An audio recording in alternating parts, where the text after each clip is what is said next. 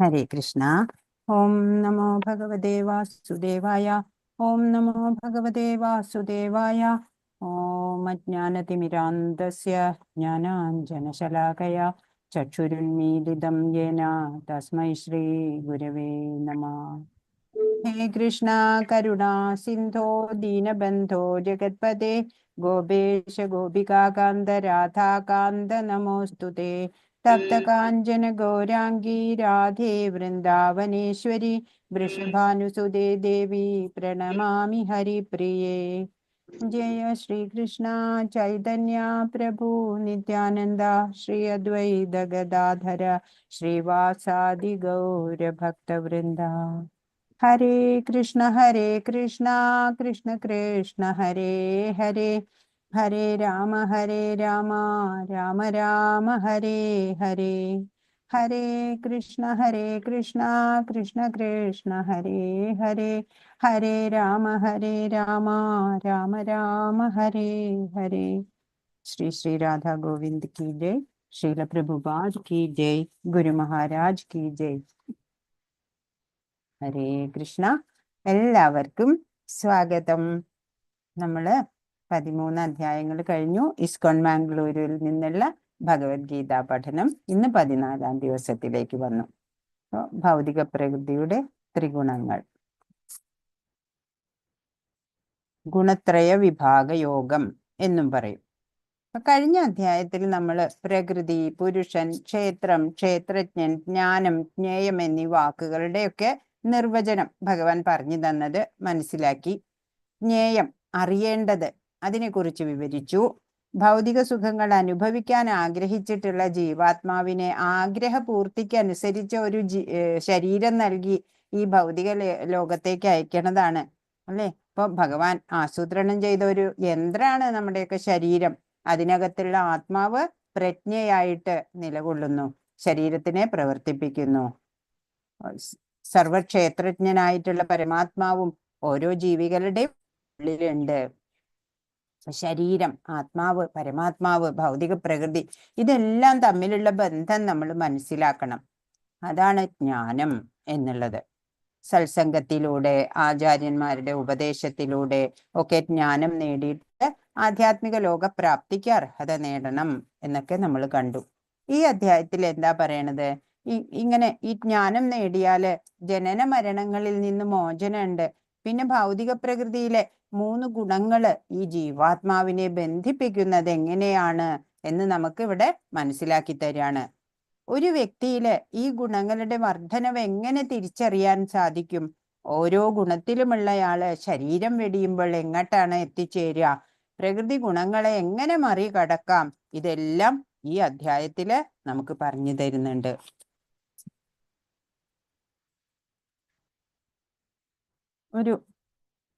ഒരു ചെറിയ കുട്ടി ഇങ്ങനെ സൗത്ത് ആഫ്രിക്കയിൽ നടന്ന ഒരു ഇൻസിഡന്റ് ആണ്. അപ്പൊ ഒരു കുട്ടി റോഡ് ഇങ്ങനെ ക്രോസ് ചെയ്യാണ്. അപ്പോഴ് 5 വയസ്സായ കുട്ടിയാ. ആ റോഡ് ക്രോസ് ചെയ്യണ നേരത്ത് ഒരു വലിയ ട്രക്ക് വന്നിട്ട് ഇടിച്ചു ഈ കുട്ടിയെ. അങ്ങനെ ഹോസ്പിറ്റലിൽ എത്തിച്ചു. അങ്ങനെ ഇനി വിഷമാണ്, വളരെ ക്രിട്ടിക്കലാണ് എന്ന് പറയാണ്. അങ്ങനെ പിന്നെ എക്സ്റേ ഒക്കെ നോക്കി, സ്കാനൊക്കെ ചെയ്ത് നോക്കിയപ്പോഴ് ഒരു ലിംബ് പോലും പൊട്ടിയിട്ടില്ല ഈ കുട്ടിയുടെ. അങ്ങനെ ബോധം വന്നപ്പോൾ ഈ കുട്ടിയോട് ചോദിച്ചു, എന്താ ഉണ്ടായേ ചോദിച്ചു. അപ്പൊ ഈ കുട്ടി പറഞ്ഞു, ഞാന് ആ വണ്ടി എൻ്റെ തൊട്ടടുത്ത് എത്താറായപ്പോൾ ഞാന് നരസിംഹദേവിനെ വിളിച്ചു. ആ നരസിംഹദേവ് വന്നിട്ട് എന്നെ കയ്യിലെ നഖം കൊണ്ട് എൻ്റെ 2 ഭാഗത്തും പിടിച്ച് എന്നെ പൊന്തിച്ച് പുല്ലിൽ കൊണ്ടുപോയി വെച്ചു എന്ന് പറഞ്ഞു. അങ്ങനെ ശരീരത്തിൽ നോക്കിയപ്പോൾ അതിന്റെ പാടുകള് കാണാൻ സാധിച്ചു എന്നാണ്. അപ്പൊ നമ്മൾ എത്രത്തോളം ഭഗവാനെ വിശ്വാസപൂർവം സമീപിച്ചാല് അതുപോലെ തദനുസൃതമായിട്ടുള്ള അനുഗ്രഹം നമുക്ക് ലഭിക്കും എന്നുള്ളതാണ് നമ്മൾ മനസ്സിലാക്കേണ്ടത്. ഇവിടെ എന്താണ്? ശ്രീ ഭഗവാനുവാച പരം ഭൂയ പ്രവക്ഷ്യാമി ജ്ഞാനാനാം ജ്ഞാനമുത്തമം യജ്ഞാത്വാ മുനയഃ സർവേ പരാം സിദ്ധിമിതോ ഗതാ. പരമദിവ്യോത്തമ പുരുഷൻ പറഞ്ഞു, ഏതൊന്നറിഞ്ഞതുകൊണ്ടാണോ ഋഷികളെല്ലാം തികഞ്ഞ പരിപൂർണത നേടിയിട്ടുള്ളത്? സർവോത്കൃഷ്ടമായ ആ പരമജ്ഞാനത്തെ പറ്റി ഞാൻ വീണ്ടും നിന്നോട് പറയാം. അപ്പൊ ഏതറിഞ്ഞാലാണോ, ഏതൊരു അറിവുണ്ടായാലാണോ ഈ ഋഷികള് അത് നേടിയിട്ടാണോ ഈ ഋഷികളൊക്കെ തികഞ്ഞ പരിപൂർണത നേടിയത്? സർവ്വതിലും വെച്ച് ഉത്കൃഷ്ടമായിട്ടുള്ള ആ പരമജ്ഞാനത്തെ പറ്റി വീണ്ടും പറഞ്ഞു തരാം. ഭഗവാന് അർജുനനോട് എത്രയ്ക്ക് പറഞ്ഞു കൊടുത്തിട്ടും മതിയാവണില്ല അല്ലെ? വീണ്ടും വീണ്ടും പറഞ്ഞു കൊടുത്തോണ്ടിരിക്കുക. അപ്പോ 7 മുതൽ 12-ാം അധ്യായം വരെ ഭഗവാൻ സ്വയം തന്നെ കുറിച്ച് തന്നെ വെളിപ്പെടുത്തി. വിനയപൂർവം അറിവ് നേടിയെടുക്കുന്നവർക്ക് ഭൗതിക ബന്ധനങ്ങളിൽ നിന്നൊക്കെ മോചനം നേടാൻ സാധിക്കും എന്ന് 13-ാം അധ്യായത്തിലും നമ്മൾ കണ്ടു. പ്രകൃതിയിലെ ത്രിഗുണങ്ങളുടെ സമ്പർക്കത്താലാണ് ജീവസത്ത ഈ ഭൗതിക ലോകത്തിലൊക്കെ കുടുങ്ങിക്കിടക്കുന്നത്. ആ ത്രിഗുണങ്ങൾ ഏതെല്ലാമാണ്, അവ എങ്ങനെ പ്രവർത്തിക്കുന്നു എന്നൊക്കെയാണ് നമ്മൾ ഇവിടെ നോക്കാൻ പോകുന്നത്. ആത്മാവിനെ കുടുക്കിൽപ്പെടുത്തുന്നതും മോചിപ്പിക്കുന്നതും ഏതു വിധത്തിലാണ് എന്നൊക്കെ ഉള്ള ടെക്നിക്ക് ഭഗവാൻ പറഞ്ഞു തരുന്നുണ്ട്. ഈ ജ്ഞാനം ഉത്കൃഷ്ടമായതാണ്. അനേകം ഋഷിവര്യന്മാരൊക്കെ പരിപൂർണതയിലെത്തിയത് ഈ ജ്ഞാനത്താലാണ്. അർജുനൻ ആദ്യം അധ്യായത്തിൽ നമ്മൾ കണ്ടു, ഞാൻ യുദ്ധം ചെയ്യുന്നില്ല, സന്യസിക്കാം എന്നൊക്കെ. അപ്പൊ സന്യാസം മോശമായത് കൊണ്ടല്ല, അർജുനന്റെ ഉള്ളില് യുദ്ധോത്സുകതയുണ്ട്. അതല്ലെങ്കിൽ ഭഗവാൻ പറഞ്ഞേനെ, കാവ്യൊക്കെ അല്ലെ, കാഷായ വസ്ത്രം എടുത്തിട്ട് കാട്ടിൽ പോയിക്കോളൂ എന്നൊക്കെ പറഞ്ഞേനെ. പക്ഷേ കർമ്മവാസനയുണ്ട് അല്ലെ, അത് തീർന്നിട്ട് വേണം സന്യാസമൊക്കെ എടുക്കാന്. അതിനു വേണ്ടിയാ ഇവിടെ പിക്ചർ കാണിച്ചിട്ടുണ്ട്. ഇക്ഷ്വാകു പുത്രൻ, ഇക്ഷ്വാകുവിന്റെ 12-ാമത്തെ പുത്രനാണ് നിമി. വളരെ ധാർമ്മികനാണ്. ബ്രാഹ്മണർക്ക് വേണ്ടിയിട്ട് ഗൗതമ മുനിയുടെ ആശ്രമത്തിന്റെ അടുത്ത് തന്നെ ജന്ത്പൂർ എന്ന ഒരു നഗരം ഉണ്ടാക്കി. അങ്ങനെ യജ്ഞങ്ങളൊക്കെ നടത്തും.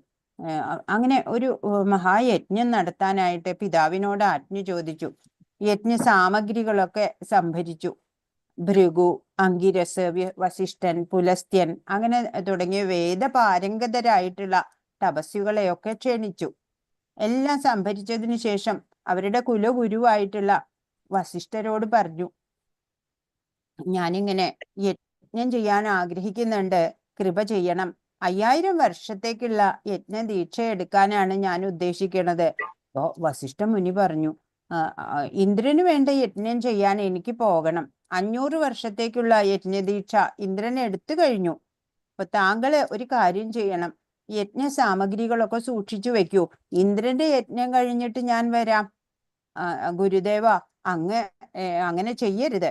ഞാൻ അനേകം മുനിവര്യന്മാരെ ഒക്കെ യജ്ഞത്തിന് ക്ഷണിച്ചു കഴിഞ്ഞില്ലേ, എന്റെ യജ്ഞം വിട്ട് അങ്ങ് പോകരുത് എന്ന്.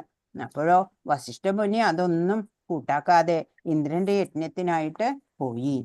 പിന്നെ എന്താ ചെയ്യാ, എല്ലാവരെയും ക്ഷണിച്ചു, എല്ലാ സംഭാരങ്ങളും ഒരുക്കി. അപ്പോ ഗൗതമ മുനിനെ ആചാര്യനാക്കിക്കൊണ്ട് നദീതീരത്ത് യജ്ഞശാല നിർമ്മിച്ച് യജ്ഞം നടത്താൻ ആരംഭിക്കുകയാണ്. അപ്പൊ നിമി രാജാവ് 5000 വർഷത്തെ യജ്ഞദീക്ഷയാണ് എടുക്കണത്. നിറയെ ദ്രവ്യങ്ങളും പണവും ഒക്കെ നൽകി എല്ലാ മുനീശ്വരന്മാരെയും പ്രസന്നരാക്കി. ഇന്ദ്രന്റെ 500 വർഷത്തെ യജ്ഞം കഴിഞ്ഞിട്ട് വസിഷ്ഠ മുനി ഇവിടത്തെ യജ്ഞം എങ്ങനെയുണ്ട് നോക്കാൻ വേണ്ടിയിട്ട് എത്തി.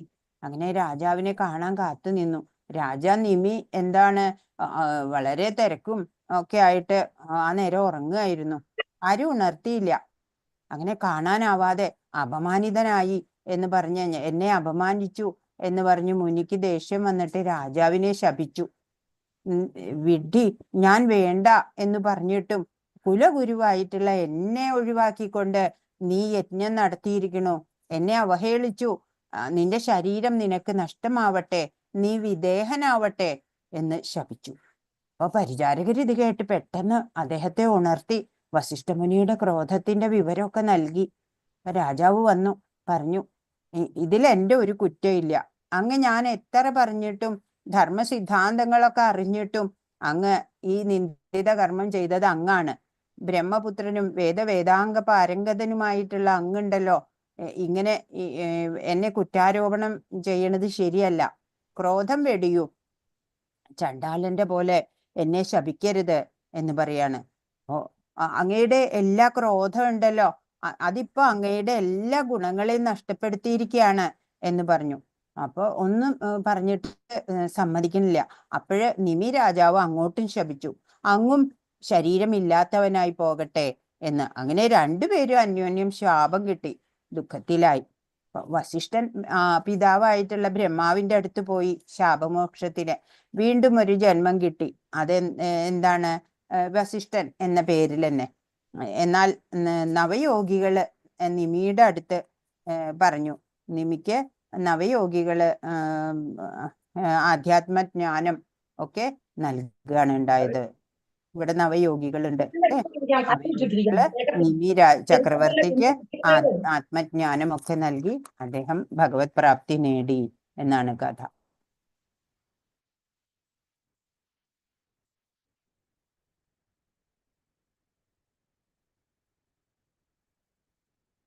ഹരേ കൃഷ്ണ. രണ്ടാമത്തെ ശ്ലോകം. ഇദം ജ്ഞാനമുപാശ്രിത്യ മമ സാധർമ്മ്യമാഗത സർഗേ വിനോപജായന്തേ പ്രളയേന വ്യഥന്തി ച. ഈ ജ്ഞാനത്തിൽ ഉറച്ചു നിൽക്കുന്നത് കൊണ്ട് എൻ്റെ ഇതിനു സമാനമായ അതീന്ദ്രിയ ഭാവത്തെ പ്രാപിക്കാൻ കഴിയും. അങ്ങനെ ഉറച്ചു നിന്നു കഴിഞ്ഞാൽ ഒരുവൻ സൃഷ്ടികാലത്ത് ജനിക്കുകയുമില്ല, പ്രളയകാലത്ത് ആകുല ചിത്തനാവുകയുമില്ല. ഈ ജ്ഞാനം, എല്ലാത്തിനെ കുറിച്ച് അറിവ്, തികഞ്ഞ ആധ്യാത്മിക ജ്ഞാനം വേണം. അത് ലഭിച്ചു കഴിഞ്ഞാലേ മനുഷ്യന് ഗുണങ്ങൾ കൊണ്ട് പരമദിവ്യോത്തമ പുരുഷനോട് തുല്യനാകും എന്നാണ്. എൻ്റേതിന് സമാനമായ അതീന്ദ്രിയ ഭാവത്തെ പ്രാപിക്കാൻ കഴിയും. അത് വാസുദേവ ഗുണം, ശുദ്ധ സത്വഗുണം എന്നൊക്കെ പറയും. അയാൾ ആവർത്തിച്ചുള്ള ജനന മരണങ്ങളിൽ നിന്ന് പിന്നെ മോചിതനാവും. അതാണ് ഇവിടെ പറയുന്നത്. ഒരുവൻ പിന്നെ സൃഷ്ടികാലത്ത് ജനിക്കൂല്ല, പ്രളയകാലത്ത് നശിക്കൂല്ല. ജനിച്ചാലല്ലേ നശിക്കണ്ടു, അല്ലേ? അപ്പൊ ഭൗതികമായിട്ടുള്ള അറിവുകളൊക്കെ പൊതുവെ ത്രിഗുണങ്ങളാല് ദൂഷിതാണ്. ത്രിഗുണ ദൂഷിതമാകാത്ത അറിവ് ഏതാണ്? ആധ്യാത്മികമായിട്ടുള്ള അറിവാണ്. ഈ ജ്ഞാനം നേടിയാല് പിന്നെ പരമപുരുഷന്റെ നിലവാരത്തിലെത്തും എന്നാണ്. അപ്പോ മനുഷ്യർക്ക് മാത്രമാണ് അല്ലെ ഈ ആധ്യാത്മിക ജ്ഞാനം നേടേണ്ട ഒരു കാര്യമൊക്കെ വരണത്. അപ്പോൾ മറ്റു ജീവജാലങ്ങൾക്ക് ശാസ്ത്രത്തിന്റെ ഒന്നും ആവശ്യകതയില്ല. ജനിക്കുമ്പോൾ തന്നെ അവർക്ക് അറിയാം എന്ത് വേണം, എന്ത് ചെയ്യണ്ട എന്നൊക്കെ അറിയാനുള്ള ഒരു സോഫ്റ്റ്വെയർ പിടിപ്പിച്ചിട്ടാ അവരെയൊക്കെ വിട്ടിരിക്കണേ. നമുക്ക് അതൊന്നും പിടിപ്പിച്ചിട്ടില്ല. അതല്ലേ നമ്മുടെ ഋഷികള് ധ്യാനത്തിലൂടെ അറിഞ്ഞ ആ ജ്ഞാനം വേദങ്ങളിലുണ്ട്. ആ വേദം സത്യം വധ ആണ്. ഉപദേശം ആർക്കും രസിക്കില്ല. ധർമ്മം ധർമ്മം അനുഷ്ഠിക്കണം എന്നൊക്കെയാണ്. അപ്പൊ ഉപദേശം ആർക്കും ഇഷ്ടമല്ല, കുട്ടികൾക്കും മുതിർന്നവർക്കും ഒന്നും. വേദത്തിലെ ആശയങ്ങൾ തന്നെ പുരാണങ്ങളിലും ഇതിഹാസങ്ങളിലും സാധാരണക്കാർക്ക് മനസ്സിലാക്കാൻ കഴിയുന്ന രീതിയിൽ വേദവ്യാസര് എഴുതി. ഇപ്പൊ പറയുകയാണെങ്കിൽ കരിമ്പിൻ നീരും പോലെയാണ്. കരിമ്പ് ഒരു സഭയില് എല്ലാവർക്കും ഓരോ കഷ്ണം കരിമ്പ് കൊടുത്തു വിചാരിക്കുക. അപ്പൊ നമ്മൾ വിചാരിക്കും അത് കയ്യിലിരിക്കട്ടെ, വീട്ടിൽ ചെന്ന് കുട്ടികൾക്ക് കൊടുക്കാം എന്ന് വിചാരിച്ച് വെക്കും. എന്നാൽ ഒരു ഗ്ലാസ് കരിമ്പിൻ ജ്യൂസ് കിട്ടിയാലോ നമ്മൾ പറയും കുട്ടികൾക്ക് പിന്നെ കൊടുക്കാം എന്ന് പറഞ്ഞ് നമ്മൾ അത് കുടിക്കും, അല്ലെ? അപ്പൊ കരിമ്പിൻ ജ്യൂസ് പോലെയാണ് വേദങ്ങള്. കരിമ്പ് പോലെയാണെങ്കിൽ ഈ പുരാണങ്ങള് ഇതിഹാസങ്ങളൊക്കെ കഥയിലൂടെ സാധാരണക്കാർക്ക് മനസ്സിലാവാൻ പറ്റുന്ന രീതിയിലാണ് തത്വങ്ങള് വിവരിക്കണത്. അത് കരിമ്പിൻ നീരിനോട് നമുക്ക് ഉപമിക്കാൻ പറ്റും.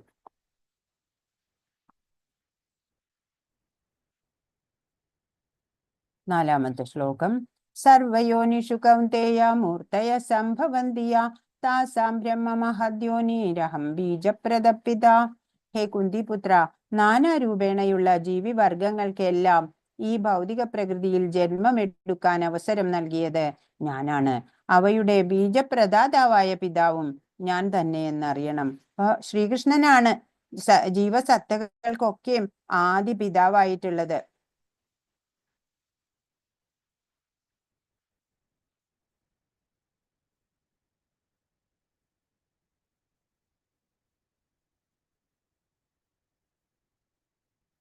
ഏത് സ്പീഷീസ് ആയാലും എല്ലാ ജീവിവർഗങ്ങൾക്കായാലും ഞാനാണ് ജന്മമെടുക്കാൻ അവസരം നൽകുന്നത് എന്ന് ഭഗവാൻ പറയാണ്.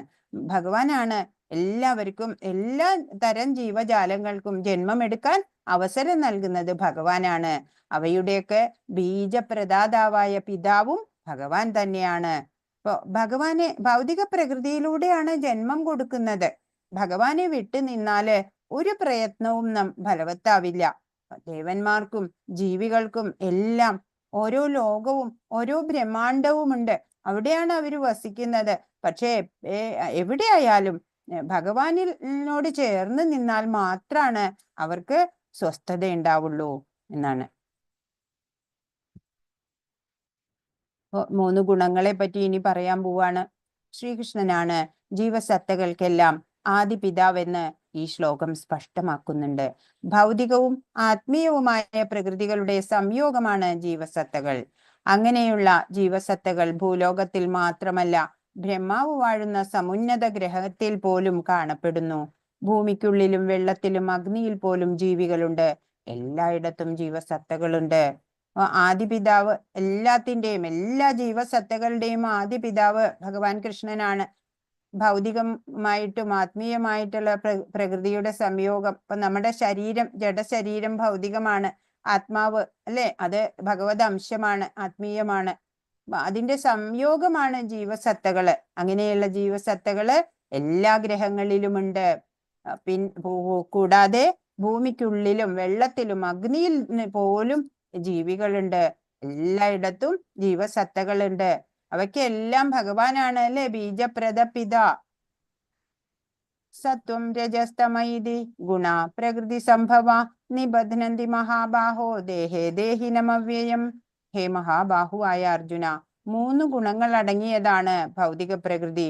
സത്വം, രജസ്, തമസ്.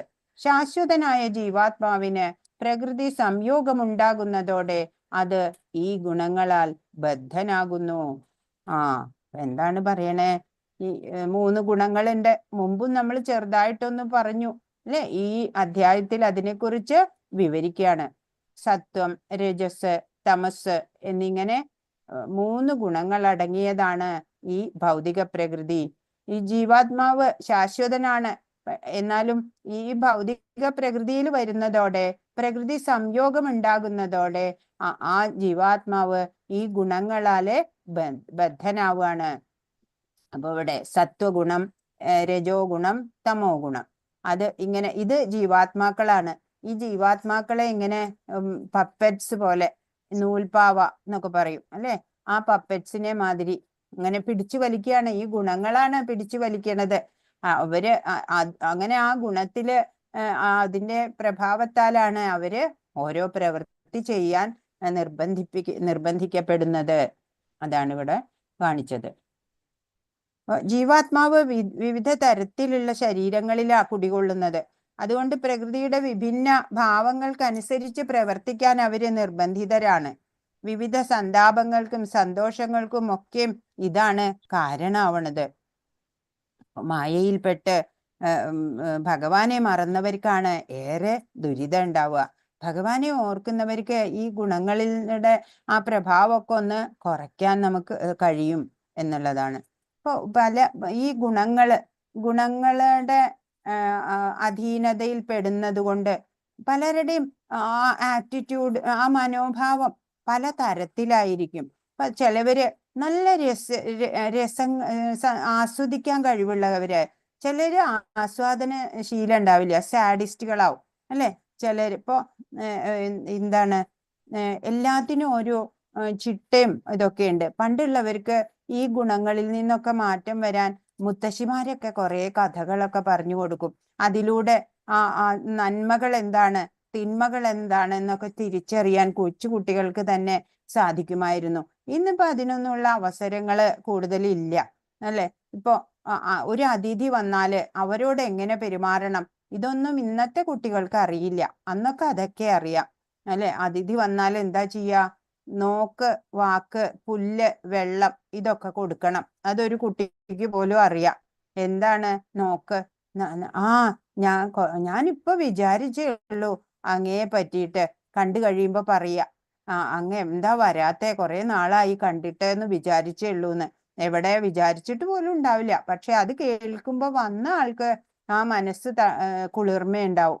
അതുപോലെ നല്ല നല്ല വാക്കുകൾ പറയാ. പ്രയാസമൊന്നും ഉണ്ടായില്ലല്ലോ, വഴിയില് ബുദ്ധിമുട്ടൊന്നും ഉണ്ടാവാണ്ട് എത്തിയില്ലേ എന്നൊക്കെ ചോദിക്കുമ്പോ ആ ആൾക്കൊരു സന്തോഷം ഉണ്ടാവും. അതുപോലെ പുല്ല് കൊടുക്കുക, പുൽപ്പായ, അന്നൊക്കെ പുല്ലിന്റെ പായ അത് കൊടുക്കുക, വെള്ളം കൊടുക്കുക. അപ്പോൾ ആഹാരമോ വെള്ളമൊക്കെ കൊടുക്കുക അല്ലേ. ആദ്യം ഒരു ഗ്ലാസ് വെള്ളം കൊടുക്കണം എന്നാണ്. അതിപ്പോ നോർത്ത് ഇന്ത്യയിലൊക്കെ കമ്പൽസറി ആയിട്ട് അവര് ഏതൊരാൾ വന്നാലും ഒരു ഗ്ലാസ് വെള്ളം കൊടുത്തിട്ടേ പിന്നെ സംസാരം തന്നെ ഉള്ളൂ. അങ്ങനെ അപ്പൊ അതൊക്കെ കൊടുക്കുക എന്നൊക്കെയുള്ള ആ ആതിഥ്യ മര്യാദകളൊക്കെ അറിയാൻ സാധിക്കും. അതുപോലെ എന്താണ്, കുഞ്ഞുണ്ണി മാഷുടെ ഒരു കവിതയില്ലേ, ചോറു വിളമ്പാൻ അറിയാമോ, കഞ്ഞി കുടിക്കാൻ അറിയാമോ, കൊതുകും മുട്ടയുമുള്ളൊരു വീട്ടിൽ കിടന്നുറങ്ങാൻ അറിയാമോ എന്ന്. അപ്പൊ ചോറ് വിളമ്പാൻ അറിയാമോ എന്ന് ചോദിച്ചാല്, ഗസ്റ്റ് ഒക്കെ വരുമ്പോ, നമ്മുടെ വീട്ടില് ഗസ്റ്റ് ഒക്കെ വരുമ്പോ അവർക്ക് നല്ല ഐറ്റംസ് ഒക്കെ വീട്ടിലുള്ളത് കൊടുക്കണം അല്ലെ. ചോറൊക്കെ അവർക്ക് കൊടുക്കുക. എന്നിട്ട് പിന്നെ നമ്മൾ കഞ്ഞി കുടിക്കാൻ അറിയാമോ, നമ്മൾ പിന്നെ അവിടെയുള്ള കഞ്ഞിയോ എന്താച്ചാ വീട്ടിലുള്ളവര് അതൊക്കെ കഴിക്കുക. അതുപോലെ കൊതുകും മൂട്ടയും ഉള്ളൊരു വീട്ടിൽ കിടന്നുറങ്ങാൻ അറിയാമോ എന്നാണെങ്കിൽ, എത്ര ദുർജനങ്ങളുമായിട്ട് നമ്മൾ ഇടപഴകേണ്ടി വന്നാലും നമ്മളെ അതൊന്നും ബാധിക്കരുത്. മോശമായിട്ടുള്ള ക്വാളിറ്റീസ് ഒന്നും സ്വഭാവങ്ങളൊന്നും നമ്മള് ഫോളോ ചെയ്യരുത്. എത്ര ദുർജനങ്ങളാവട്ടെ. അതാണ് കൊതുകും മൂട്ടയും ഉള്ളൊരു വീട്ടിൽ കിടന്നുറങ്ങാൻ അറിയാമോ. പരിതസ്ഥിതി എത്ര മോശമാണെങ്കിലും, അതല്ലെങ്കിൽ ഇടപഴകുന്നവര് എത്ര ദുർജനങ്ങളാണെങ്കിലും നമ്മുടേതായ സ്വഭാവം എപ്പോഴും കീപ്പ് ചെയ്യുക എന്നുള്ളതാണ്. അപ്പൊ അതുപോലെ തന്നെ ആശാന്റെ കവിതയുണ്ട്. പൂക്കുന്നിതാ മുല്ല പൂക്കുന്നിലഞ്ഞി, പൂക്കുന്നു തേന്മാവു പൂക്കുന്ന ശോകം. അപ്പൊ നമുക്കൊക്കെ അത് കേട്ടപ്പോ നല്ല താളത്തില് നല്ല ഇഷ്ടായി. പക്ഷെ ചിലവര് പറയും, എന്തിനപ്പൊ കൊറേ ഇങ്ങനെ പ്രാവശ്യം പൂക്കുന്നു പൂക്കുന്നു എന്ന് പറയണേ, താഴെ പറയുന്നവ പൂക്കുന്നു, ഇലഞ്ഞി, തേന്മാവ്, അശോകം അങ്ങനെ പറഞ്ഞ പോരെ എന്ന് തോന്നും അല്ലെ. അത് ഓരോരുത്തരുടെ ഈ ഗുണങ്ങളുടെ പ്രഭാവം മനസ്സിലാവാൻ നമുക്ക് അത് അതുപോലെ ഒരു കവിത, അരക്കാദം അരക്കാദം അരക്കാദം മുന്നിലേക്ക് എന്ന്.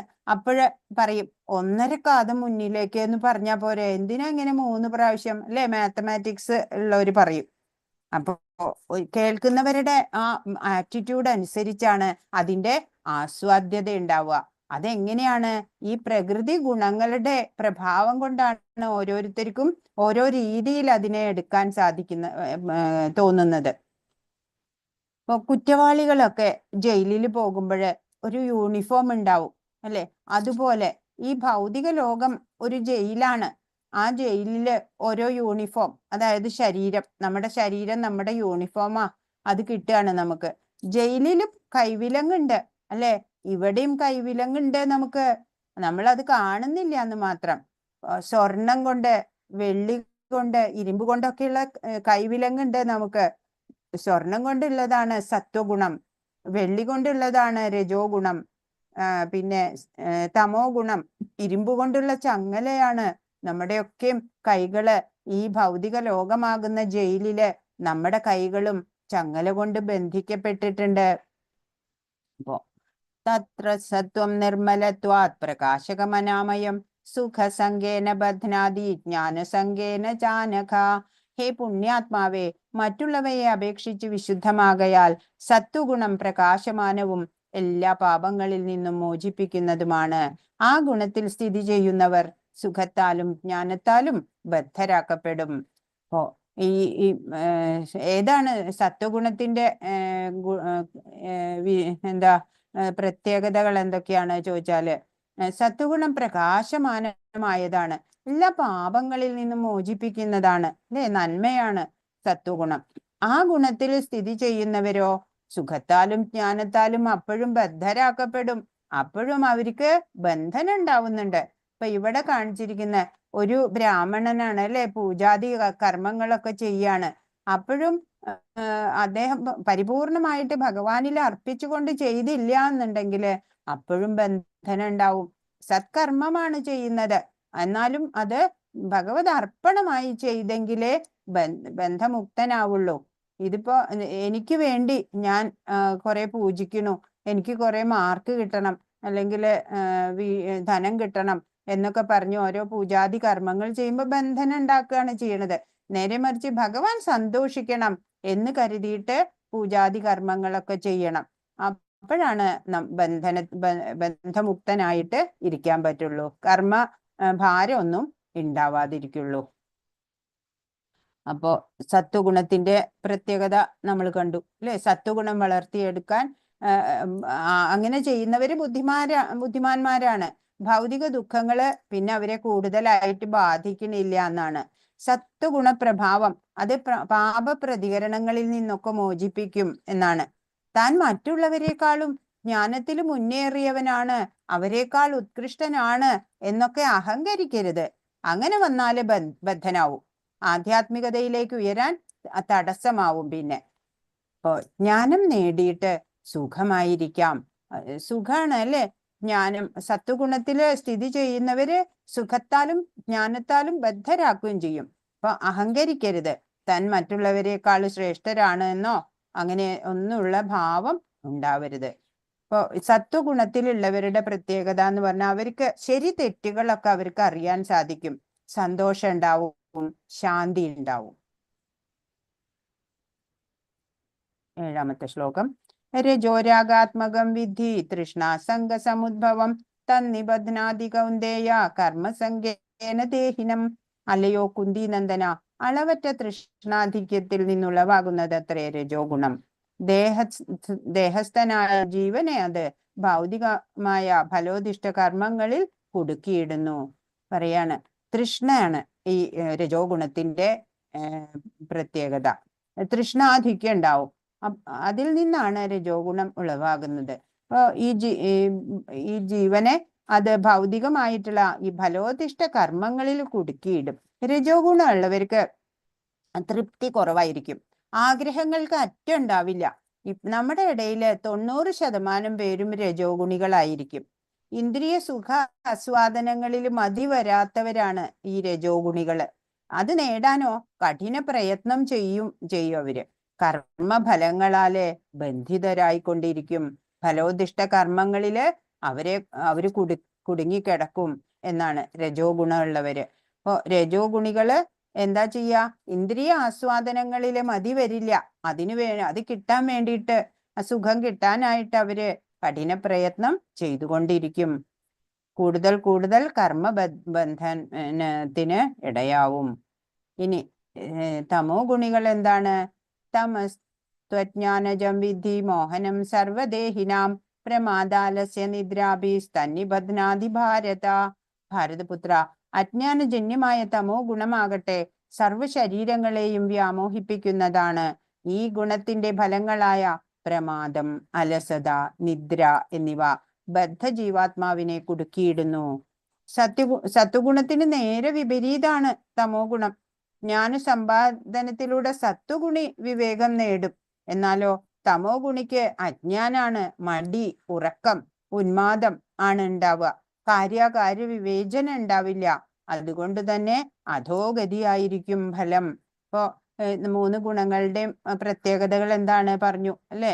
സത്വഗുണം എന്ന് പറഞ്ഞാല് നന്മകള്, നല്ല കാര്യങ്ങളൊക്കെ ചെയ്യുക അല്ലെ, വേദവിഹിതമായിട്ടുള്ള കാര്യങ്ങളൊക്കെ ചെയ്യുക. അവര് ജ്ഞാനത്തിൽ മുന്നേറിയവരായിരിക്കും അല്ലെ. അവര് പാപപ്രതികരണങ്ങളിൽ നിന്നൊക്കെ മോചിതരാവും. പക്ഷെ അവർക്ക് അഹങ്കാരം വന്നാല്, താനാണ് ഉത്കൃഷ്ടര് എന്നൊക്കെ ഉള്ള അഹങ്കാരം വന്നാൽ അവര് അധപ്പതിക്കും. അപ്പൊ അവർക്ക് ശരി തെറ്റുകളൊക്കെ അറിയാം. അവർക്ക് ഉണ്ടാവുക എന്താണ്? ശാന്തി, സന്തോഷം ഉണ്ടാവും. രജോ ഗുണികളോ ഇന്ദ്രിയ ആസ്വാദനത്തിൽ തൃപ്തി വരില്ല. എന്ത് കിട്ടിയാലും തൃപ്തി കുറവാണ്, ആഗ്രഹങ്ങൾക്ക് അറ്റം ഉണ്ടാവില്ല. അതാണ് രജോ ഗുണികള്. സത്വഗുണികളോ കാര്യാകാര്യ വിവേചന ഇല്ല അല്ലെ. അധോഗതിയാണ് അവർക്ക്. അജ്ഞാനം, മടി, ആലസ്യം അതൊക്കെയാണ് തമോ ഗുണികൾക്ക് ഉണ്ടാവുക.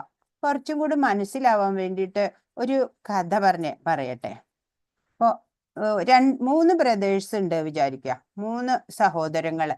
അവർക്ക് ഒരാളുടെ പേര് സത്വം, ഒരാളുടെ പേര് രജോ, ഒരാളുടെ പേര് തമോ. മൂന്ന് ബ്രദേഴ്സ് ആണ് കേട്ടോ. അവര് തൊപ്പി ഉണ്ടാക്കിയിട്ട് വിൽക്കലാണ് അവരുടെ ഉപജീവനം. അങ്ങനെ ഓരോ ദിവസം ഓരോ വഴിക്ക് തൊപ്പികളും കൊണ്ടുപോയി വിൽപ്പന നടത്തുക, അതാണ് അവരുടെ ജോലി. അങ്ങനെ ഒരു ദിവസം ഇങ്ങനെ ഒരാള് തൊപ്പിയും കൊണ്ട് ഇങ്ങനെ പോയി. അപ്പൊ കുറെ വിജനമായ സ്ഥലത്തൊക്കെ കൂടി, കാട്ടിൽ പോലത്തെ സ്ഥലത്ത് കൂടെ ഒക്കെ പോകണം. കുറെ നടന്നപ്പോ അവിടെ വിശ്രമിക്കാൻ കുറച്ചെന്ന് പറഞ്ഞ് അവിടെ ഇരുന്നു. തൊപ്പി, ബാഗിലുള്ള തൊപ്പിയൊക്കെ അവിടെ വെച്ചു, തലയിലുള്ള തൊപ്പി അഴിച്ച് പോക്കറ്റിൽ വെച്ചു. എന്നിട്ട് അവിടെ ജസ്റ്റ് ഒന്ന് കിടന്നു. കുറച്ച് കഴിഞ്ഞ് ഒന്ന് മയങ്ങിപ്പോയി. മയങ്ങി എഴുന്നേറ്റപ്പോഴെന്താ, അവിടെ ആ ബാഗിലെ തൊപ്പി ഒന്നും കാണാനില്ല. നോക്കി എല്ലാവരുടെയും ചുറ്റും നോക്കിയപ്പോ ആ മരത്തിന്റെ മുകളിലുള്ള കുരങ്ങന്മാരൊക്കെ തൊപ്പി കയ്യിൽ പിടിച്ചിട്ട് ഇരിക്കുകയാണ്. എന്താ ചെയ്യാ ഇനിയിപ്പോ കിട്ടാൻ, ഉയരമുള്ള മര. അപ്പൊ അങ്ങനെ പെട്ടെന്നൊന്നും കുരങ്ങിന്റെ കിട്ടില്ല അല്ലേ. അപ്പൊ എന്താ ചെയ്യാ? 3 ബ്രദേഴ്സും ഈ സെയിം സിറ്റുവേഷനിൽ എന്താ ചെയ്തതെന്നാണ് നമ്മൾക്ക് ഇവിടെ നോക്കാനുള്ളത്. അപ്പൊ ആദ്യം നമുക്ക് തമോ ഗുണത്തിലുള്ള ബ്രദറിനെ നോക്കാം. അപ്പൊ തമോ എന്നു പേരുള്ള ആൾ ഈ സിറ്റുവേഷനിൽ എത്തി നിൽക്കുകയാണ്. അപ്പൊ അയാൾ എന്താ ചെയ്യാ? എല്ലാ തൊപ്പിയും പോയി, കാണാനില്ല. അപ്പൊ എന്താ ചെയ്യാ? അയാള് പറഞ്ഞു, എനിക്ക് ഇനി ജീവിക്കാൻ പറ്റില്ല, എല്ലാ തൊപ്പിയും നഷ്ടപ്പെട്ടു, ഇനിയിപ്പൊ ഞാൻ എന്താ ചെയ്യാ എന്നൊക്കെ പറഞ്ഞു ആകെ ഫെഡപ്പായി. എന്നിട്ട് അയാൾ വീട്ടിൽ പോയി മദ്യമൊക്കെ സേവിച്ച് അവിടെ കിടന്നുറങ്ങി. തമോ ഗുണത്തിലുള്ള ആള്. സെയിം സിറ്റുവേഷനിലെ രജോ ഗുണി ആയിട്ടുള്ള ബ്രദർ വന്നു, എത്തിയപ്പോ അങ്ങനെ കണ്ടു തൊപ്പിയൊന്നും കാണാനില്ല ബാഗില്. അപ്പൊ അയാൾ എന്ത് ചെയ്തു? കുറെ ബഹളം ഉണ്ടാക്കി. ആരാ അത് കൊണ്ടുപോയേ? അപ്പൊ കുരങ്ങനെ കണ്ട കുറെ കല്ലെടുത്ത് എറിഞ്ഞു. അങ്ങനെ കുറെ കാര്യങ്ങളൊക്കെ ചെയ്തു. ഒന്നും കിട്ടിയില്ല. എന്നിട്ട് തിരിച്ചു പോയി സങ്കടത്തോടെ. ഇനി സത്വഗുണി ആ സെയിം സിറ്റുവേഷനിൽ എന്താ ചെയ്തതെന്ന് വെച്ചാല്, അയാൾ ഇങ്ങനെ ആലോചിച്ചു, കുരങ്ങന്മാരുടെ ഇത് വീണ്ടും കിട്ടാൻ എന്ത് ചെയ്യണം? അപ്പോ ഇയാൾ എന്ത് ചെയ്തു? പോക്കറ്റിൽ നിന്ന് ഈ തൊപ്പി എടുത്തിട്ട് ഇങ്ങനെ അങ്ങോട്ടും ഇങ്ങോട്ടൊക്കെ വീശി ഇങ്ങനെ കാണിച്ചു. വീശി കാണിച്ചിട്ട് അത് പിന്നെ ദൂരേക്ക് വലിച്ചെറിഞ്ഞു. അപ്പോ ഈ കുരങ്ങന്മാരും അതേപോലെ ഈ തൊപ്പി വീശി ദൂരേക്ക് വലിച്ചെറിഞ്ഞു. അങ്ങനെ എല്ലാം താഴേക്കല്ലേ വീഴണേ. എന്നിട്ട് അയാൾ അതെല്ലാം കളക്ട് ചെയ്ത് എടുത്തു. അപ്പോ സെയിം സിറ്റുവേഷൻ ആണ് അല്ലെ. 3 ഗുണത്തിൽ പെട്ട ആളുകള് എന്താ ചെയ്തത്? അപ്പൊ സത്വഗുണി ശാന്തനായിട്ട് അല്ലെ നല്ലൊരു ഡിസിഷൻ എടുക്കാൻ അയാൾക്ക് പറ്റി. രജോ ഗുണി ആണെങ്കിലോ ഷോർട്ട് ടെമ്പേർഡ് ആണ് അല്ലെ, കുറെ ബഹളമൊക്കെ ഉണ്ടാക്കി, എന്ന കാര്യം നടന്നതുമില്ല. തമോ ഗുണിയോ ശരിയേതാ തെറ്റേതാ ഒന്നും അറിഞ്ഞുകൂടാ, അങ്ങനെ പ്രവർത്തിക്കും. അപ്പൊ നമ്മൾക്കിപ്പോ നമ്മുടെ ചുറ്റുമുള്ളവര് ഏത് ഗുണത്തിൽപ്പെട്ടവരാണ് എന്ന് അവരുടെ ഈ രീതികളൊക്കെ നോക്കുമ്പോൾ മനസ്സിലാവും. മറ്റുള്ളവരെ മാത്രമല്ല, നമുക്ക് സ്വയം മനസ്സിലാക്കാം നമ്മളിപ്പോ ഏത് ഗുണത്തിലാണ് ഉള്ളത് എന്ന്. തമോ ഗുണത്തിലുള്ളവര് രജോ ഗുണത്തിലേക്ക് വരണം, രജോ ഗുണത്തിലുള്ളവര് സത്വഗുണത്തിലേക്ക് വരാൻ ശ്രമിക്കണം. അങ്ങനെ പിന്നെ ഭഗവാനെ കുറിച്ചുള്ള ജ്ഞാനം സമ്പാദിച്ചു കഴിഞ്ഞ് ഈ 3 ഗുണങ്ങളെയും അതിക്രമിച്ചിട്ട് അല്ലെ ഗുണാതീതരാവണം. അതാണ് ഏറ്റവും. ഇവിടെ എന്താണ്? ഇവിടെയൊക്കെ തമോ ഗുണികളുടെ കാര്യമാണ് ഇവിടെ കാണിച്ചിട്ടത് അല്ലേ. മീറ്റൊക്കെ എല്ലാതും മുറിക്കലും മദ്യം ഒക്കെ സേവിക്കുക, ഇതൊക്കെ. ഇപ്പൊ പക്ഷികള് ഏതൊന്ന് ഈ ലോകത്തില് ഈ ഭൗതികതയിൽ എടുത്താലും അതിനൊക്കെയും ഉണ്ടാവും ഈ സത്വഗുണത്തിലുള്ളത്, രജോ ഗുണത്തില്, തമോ ഗുണത്തില്. ഇവിടെ 3 അല്ലെ, പക്ഷിവർഗങ്ങളിൽ 3 എണ്ണം. കാക്ക തമോ ഗുണിയാണ്, അഴുക്കൊക്കെ കൊത്തിപ്പറിക്കാനാ ഇഷ്ടം. എന്നാൽ ഈ തേനീച്ച എത്ര പണിയെടുത്താലും മതിയാവില്ല അല്ലെ, പിന്നെയും പിന്നെയും തേൻ ശേഖരിക്കണം, അതിനായിട്ട് കഠിനാധ്വാനം ചെയ്യുക. അതാണ് തേനീച്ച, രജോ ഗുണിയാണ്. ഇവിടെ ഹംസം എന്താണ്? അത് സത്വഗുണിയാണ്. നല്ല കാര്യങ്ങൾ മാത്രമേ ചെയ്യുള്ളൂ അല്ലെ, ശുദ്ധജലത്തിലേ വരുള്ളൂ. അതുപോലെ പാലിലൊക്കെ വെള്ളം ഉണ്ടെങ്കിൽ അതൊക്കെ വേർതിരിച്ചെടുക്കാൻ സാധിക്കും. അങ്ങനെയുള്ള സത്വഗുണം, രജോ ഗുണം, തമോ ഗുണം പക്ഷികളിലുണ്ട്. 9ാമത്തെ ശ്ലോകം. സത്വം സുഖേ സഞ്ജയതി രജകർമ്മണി ഭാരത ജ്ഞാനമാവൃത്യ തു തമാ പ്രമാദേ സംജയത്യുത. അല്ലയോ ഭാരതപുത്ര, സത്വഗുണം ഒരാളെ സുഖം കൊണ്ട് ബന്ധിക്കുമ്പോൾ രജോ ഗുണം കാമ്യകർമ്മങ്ങൾ കൊണ്ടാണ് ബന്ധിക്കുക. ജ്ഞാനത്തെ ആവരണം ചെയ്യുന്ന തമോ ഗുണമാകട്ടെ ഉന്മാദം കൊണ്ടും ഒരാളെ ബന്ധിക്കുന്നു. അപ്പോ എന്താ അവിടെ പറയണേ? സത്വഗുണം എന്താ? ഒരാളെ സുഖം കൊണ്ടാ ബന്ധിക്കുക, അല്ലെ? സുഖം, ജ്ഞാനുണ്ട് എന്നൊക്കെ പറഞ്ഞ്. രജോ ഗുണാണെങ്കിലോ കാമ്യ കർമ്മങ്ങള്, കാമനയോടെ കർമ്മങ്ങൾ ചെയ്യും, അങ്ങനെ ബന്ധനസ്ഥനാവും. ജ്ഞാനത്തെ ആവരണം ചെയ്യുന്ന തമോ ഗുണമാണെങ്കിലോ ഉന്മാദം കൊണ്ടും ഒരാളെ ബന്ധിക്കും. അപ്പൊ 3 ഗുണങ്ങളുള്ളവരും ബന്ധനത്തിൽ തന്നെയാണ് ഉണ്ടാവുക. അപ്പോ നമ്മള് രാമായണം നോക്കുകയാണെന്നുണ്ടെങ്കിൽ രാമായണത്തില് 3 സഹോദരങ്ങള്, രാവണൻ, കുംഭകർണൻ, വിഭീഷണൻ. അപ്പൊ രാവണൻ അതില് ഏതാണ്? രജോ ഗുണത്തിൽ വരും. കുംഭകർണൻ തമോ ഗുണത്തിൽ വരും. വിഭീഷണൻ സത്വഗുണത്തിൽ വരും, നമുക്കറിയാം. അതേപോലെ സമയത്തിലുണ്ട്, രാത്രി, പകല്, ബ്രഹ്മമുഹൂർത്തം. രാത്രി തമോ ഗുണം, പകലോ രജോ ഗുണാണ്. ബ്രഹ്മമുഹൂർത്തം അത് സത്വഗുണത്തിൽ വരും. 10ാമത്തെ ശ്ലോകം. രജസ്തമശ്ചാഭിഭൂയ സത്വം ഭവതി ഭാരത, രജസത്വം തമശ്ചൈവ തമസത്വം രജസ്തഥാ. അല്ലയോ ഭാരത, ചിലപ്പോൾ സത്വഗുണം രജസ് തമോ ഗുണങ്ങളെ തോൽപ്പിച്ചുകൊണ്ട് മുന്നേറും. ചിലപ്പോൾ രജസ് സത്വതമോ ഗുണങ്ങളെ കീഴടക്കുന്നു. മറ്റു ചിലപ്പോൾ തമസ് സത്വരജസ്സുകളെയും. ഈ വിധത്തിൽ എപ്പോഴും ആധിപത്യത്തിനുള്ള മത്സരം നിലനിൽക്കുന്നു. നമുക്കൊക്കെ ഈ ഗുണങ്ങള് വിഭിന്നങ്ങളായിട്ട് നമ്മളില് ഉണ്ടാവും. ചിലപ്പോ നമുക്ക് രജോ ഗുണം ഉണ്ടാവും, ചിലപ്പോ തമോ ഗുണം ഉണ്ടാവും, ചിലപ്പോഴോ സത്വഗുണമായിരിക്കും കൂടുതലായിട്ട് നിൽക്കുക.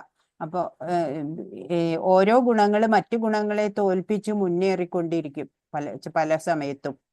അപ്പൊ ചിലപ്പോ തമസ് സത്വരജസ്സുകളെ തോൽപ്പിച്ച് മുന്നേറും. അങ്ങനെ ആധിപത്യത്തിനുള്ള മത്സരം നിലനിൽക്കുന്നുണ്ട് 3 ഗുണങ്ങൾ തമ്മിൽ. ആർക്കും പരിശീലനം കൊണ്ട് സത്വഗുണം വളർത്തി രജസ് തമസ്സുകളെ തോൽപ്പിക്കാം. അപ്പൊ നമുക്ക് പരിശീലനം കൊണ്ട് നമുക്ക് സത്വഗുണത്തിലേക്ക് ഉയരാൻ സാധിക്കും. രജോ ഗുണം വർദ്ധിപ്പിച്ച് സത്വതമസ്സുകളെ കീഴടക്കാനും തമോ ഗുണത്തെ പോഷിപ്പിച്ച് സത്വരജസ്സുകളെ നശിപ്പിക്കാനും സാധിക്കും. ഏതൊരു ത്തിന്റെ ആധിപത്യം വേണോ അത് നമുക്ക് പ്രാക്ടീസ് കൊണ്ട് ചെയ്യാൻ സാധിക്കും എന്നാണ്. ഇങ്ങനെ ഭൗതിക പ്രകൃതിക്ക് 3 ഗുണങ്ങളുണ്ടെങ്കിലും സ്ഥിരനിശ്ചയമുള്ളവർക്ക് സത്വഗുണത്താൽ അനുഗ്രഹീതരാവാം. അല്ലെ? പ്രകൃതിക്ക് 3 ഗുണങ്ങളുണ്ട്, എന്നാലോ സ്ഥിരനിശ്ചയമുള്ളവർക്ക് അല്ലെ പരിശീലനം കൊണ്ട് സത്വഗുണത്താലെ അനുഗ്രഹീതരാവാം. അതിനെയും അതിക്രമിച്ച വാസുദേവാവസ്ഥയെന്ന വിശുദ്ധ സത്വത്തിൽ എത്തുകയും ചെയ്യാം. ഇവിടെ ആണ് ഒരാൾ ഈശ്വര ശാസ്ത്രാഭിജ്ഞനാകുന്നത്. ഒരു മനുഷ്യനിൽ ഏതു ഗുണത്തിനാണ് സ്വാധീനതയെന്ന് അയാളുടെ പ്രത്യേക പ്രവർത്തനങ്ങളിൽ നിന്ന് മനസ്സിലാക്കാം.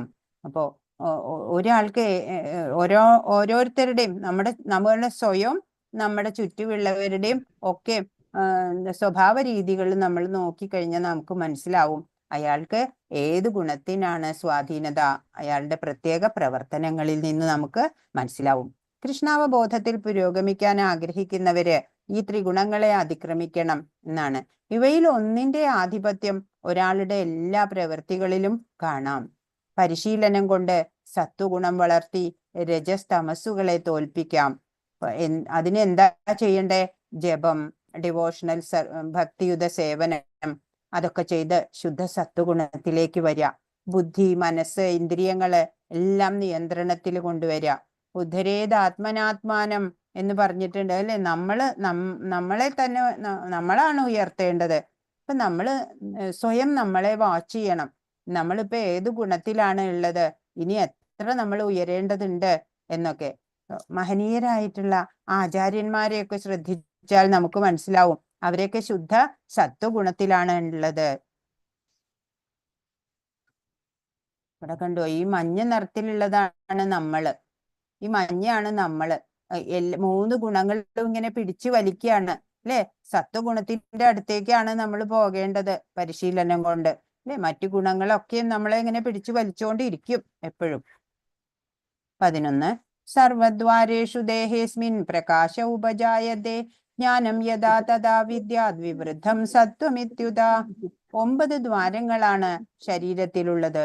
2 കണ്ണുകൾ, 2 ചെവികൾ, 2 നാസാദ്വാരങ്ങൾ, വായ, ലിംഗം, മലദ്വാരം, ഇവയെല്ലാം സാത്വികതാ ലക്ഷണങ്ങളാൽ പ്രകാശിതമാവുമ്പോൾ മനുഷ്യൻ സത്വഗുണ സമ്പന്നൻ എന്ന് മനസ്സിലാക്കാം. അത്തരക്കാർ കാര്യങ്ങളെ ശരിയായ നിലയിൽ കാണുകയും കേൾക്കുകയും അനുഭവിക്കുകയും ചെയ്യും. അവർ ആന്തരികമായും ബാഹ്യമായും പരിശുദ്ധരാണ്. നവദ്വാരങ്ങളിലും പ്രവൃദ്ധമായ സന്തുഷ്ടിയുടെ ലക്ഷണങ്ങൾ കാണാം. ഇതാണ് സത്വഗുണത്തിന്റെ അവസ്ഥ. ശരീരത്തിന് 9 ദ്വാരങ്ങളുണ്ട്. നവദ്വാരേ പുരേ ദേഹി എന്നാണ്. 2 കണ്ണുകള്, 2 ചെവികള്, 2 നാസാദ്വാരങ്ങള്, വായ, ലിംഗം, മലദ്വാരം ഇവയെല്ലാം സാത്വികതാ ലക്ഷണങ്ങളാലെ പ്രകാശിതമാവുമ്പോഴാണ് ഒരു മനുഷ്യൻ സത്വഗുണ സമ്പന്നനാവുന്നത്. അത്തരക്കാര് കാര്യങ്ങളെയൊക്കെ ശരിയായ നിലയിൽ കാണും, കേൾക്കും, അനുഭവിക്കും. അവര് ആന്തരികമായും ബാഹ്യമായിട്ടും പരിശുദ്ധരായിരിക്കും.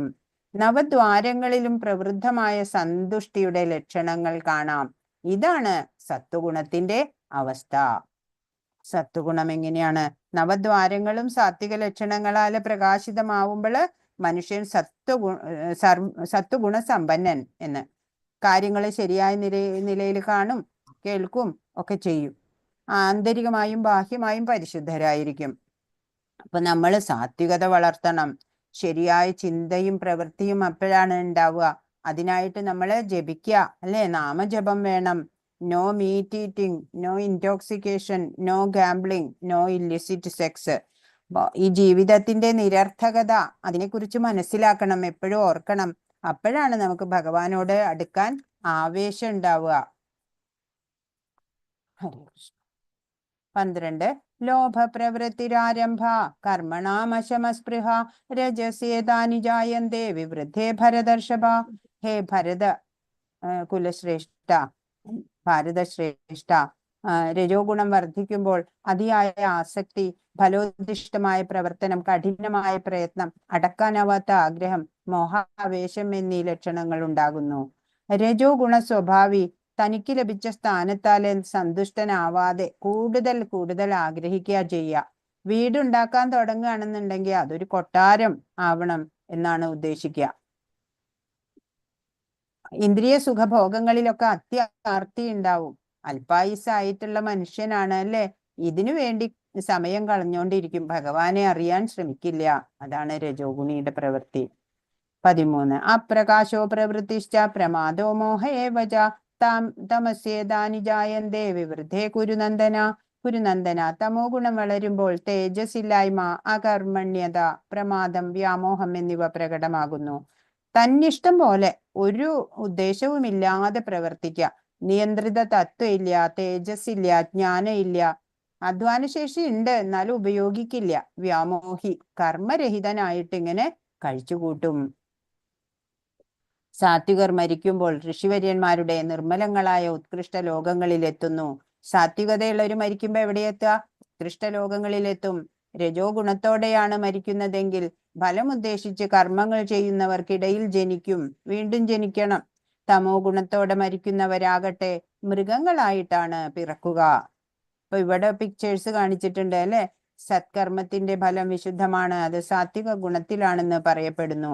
ഇവിടെ ഇത് കാണുമ്പോ ഈ കൺസ്ട്രക്ഷൻ കാണുമ്പോ നമുക്കറിയാം ഇതൊരു സത്വഗുണത്തിലുള്ളതാ. ഇവിടത്തെയോ മുംബൈയിലൊക്കെ ജോപ്പടപ്പട്ടി പോലെ, അല്ലെ? അത് ഒരു രജോ ഗുണത്തിൽ പെട്ടതാ. ഇവിടത്തെ കാണുമ്പോഴോ ഇത് ഒരു തമോ ഗുണത്തിൽ. ഇതൊരു സ്റ്റെയർ കേസ് ഉണ്ടാക്കിയേക്കുക. കയറാനും പറ്റില്ല, ആർക്കും ഉപയോഗമില്ല. ഉണ്ടാക്കിയ ആൾക്കും ഉപയോഗമില്ല, ആർക്കും ഉപയോഗമില്ല, അല്ലെ? രജോ ഗുണത്തിൽ ചെയ്യുന്ന പ്രവൃത്തിയുടെ ഫലം ദുഃഖമാകുന്നു. തമോ ഗുണത്തിലെ പ്രവർത്തനങ്ങളുടെ ഫലം മൗഢ്യവും അജ്ഞാനവും. 18 ഊർധ്വം ഗച്ഛന്തി സത്വസ്ഥ മധ്യേ തിഷ്ഠന്തി രാജസ ജഘന്യ ഗുണവൃത്തിസ്ഥ അധോ ഗച്ഛന്തി താമസ. സാത്വിക സ്വഭാവികൾ ക്രമേണ ഉത്കൃഷ്ട ലോകങ്ങളിലേക്ക് ഉയരുന്നു. രാജസ പ്രകൃതിയുള്ളവർ ഭൂലോകങ്ങളിൽ ജീവിക്കുകയും നീചമായ തമോ ഗുണത്തിനടിമപ്പെട്ടവർ നരകങ്ങളിൽ പോയി നിബദിക്കുകയും ചെയ്യുന്നു. ഓരോ സാത്വിക സ്വഭാവികൾ എവിടെയെത്തുക? ഉത്കൃഷ്ട ലോകത്തിലെത്തും. രാജസ പ്രകൃതിയുള്ളവരോ വീണ്ടും ഭൂലോകങ്ങളിൽ ജീവിക്കും. നീചമായ തമോ ഗുണത്തിന് അടിമപ്പെട്ടവരോ നരകങ്ങളിൽ പോയി നിബദിക്കും. 20 ശരീര സംബന്ധികളായ ഈ 3 ഗുണങ്ങളെയും അതിക്രമിക്കാൻ സാധിച്ചാൽ ശരീരസ്ഥനായ ജീവന് ജനനം, മരണം, വാർദ്ധക്യം മുതലായ ക്ലേശങ്ങളിൽ നിന്ന് മുക്തനായി ഈ ജീവിതത്തിൽ തന്നെ അമൃതം ആസ്വദിക്കാം. അപ്പൊ ഈ 3 ഗുണങ്ങളെയും അതിജീവിക്കണം അല്ലെ? ഇവരെ പോലെ അല്ലെ പ്യുവർ ഡിവോട്ടീസ് ആവുക അല്ലെ? ഭഗവാന്റെ സേവനത്തിൽ നിരതമാവുക എപ്പോഴും. അങ്ങനെയുള്ളവർക്ക് ഈ 3 ഗുണങ്ങളെയും അതിക്രമിക്കാൻ സാധിക്കും. അപ്പൊ അവർക്ക് പിന്നെ ജനനം, മരണം ഒന്നും ഉണ്ടാവില്ല. ഈ ജീവിതത്തിലോ അമൃതം ആസ്വദിക്കുകയും ചെയ്യാം എന്നാണ്. ത്രിഗുണമാകുന്ന ഈ ചങ്ങലയാല് നമ്മളൊക്കെ കെട്ടപ്പെട്ടിരിക്കുകയാണ് പറഞ്ഞു. അപ്പൊ കൃഷ്ണാവബോധം കൊണ്ട് ആ ചങ്ങലയൊക്കെ പൊട്ടിക്കാൻ പറ്റും. ശുദ്ധ സത്വഗുണത്തിലേക്ക് ഉയർന്നാലാണ് ആനന്ദ അമൃതം, പരമാനന്ദം ആസ്വദിക്കാനാവുക. തപോനിഷ്ഠമായിട്ടുള്ള ജീവിതം വേണം. ഓ ഭഗവാൻ പറഞ്ഞു, പ്രകാശത്തിന്റെയോ ആസക്തിയുടെയോ വ്യാമോഹത്തിന്റെയോ സാന്നിധ്യത്തിൽ ആർക്ക് വെറുപ്പ് ഉണ്ടാകുന്നില്ലയോ, അവയുടെ അസാന്നിധ്യത്തിൽ അത് വേണമെന്ന ആഗ്രഹം ഉണ്ടാകുന്നില്ലയോ, പ്രകൃതി ഗുണങ്ങൾ ഉളവാക്കുന്ന പ്രതികരണങ്ങളിൽ ആര് പ്രക്ഷുബ്ധനാകാതെയിരിക്കുന്നുവോ, പ്രകൃതി ഗുണങ്ങൾ ആണ് പ്രവർത്തന നിരതങ്ങളായിരിക്കുന്നതെന്ന് മനസ്സിലാക്കി ഉദാസീനനും അവയ്ക്ക് അതീതനുമായിരിക്കുന്നുവോ, ആത്മനിഷ്ഠനായി സുഖ ദുഃഖങ്ങളെ തുല്യ നിലയിൽ കാണുന്നുവോ, ആരുടെ ദൃഷ്ടിയിൽ മൺകട്ടയും കല്ലും പൊന്നും വ്യത്യസ്തമല്ലയോ, ആർക്ക് പ്രിയമായോ അപ്രിയമായോ യാതൊന്നുമില്ലയോ, ധീരനും നിന്ദകളിലും സ്തുതികളിലും മാനത്തിലും അപമാനത്തിലും സമചിത്തനും ശത്രു മിത്ര ഭേദമില്ലാത്തവനും നിരുദ്യമനുമായ ആ വ്യക്തിയെ ഗുണാതീതൻ എന്ന് പറയാം. അപ്പൊ ഗുണാതീതന്റെ ലക്ഷണങ്ങളാ ഇവിടെ പറയുന്നത്. 22 മുതൽ 25 വരെയുള്ള ശ്ലോകങ്ങളിലാ പറയണേ. ഗുണാതീതൻ എങ്ങനെയുണ്ടാവും?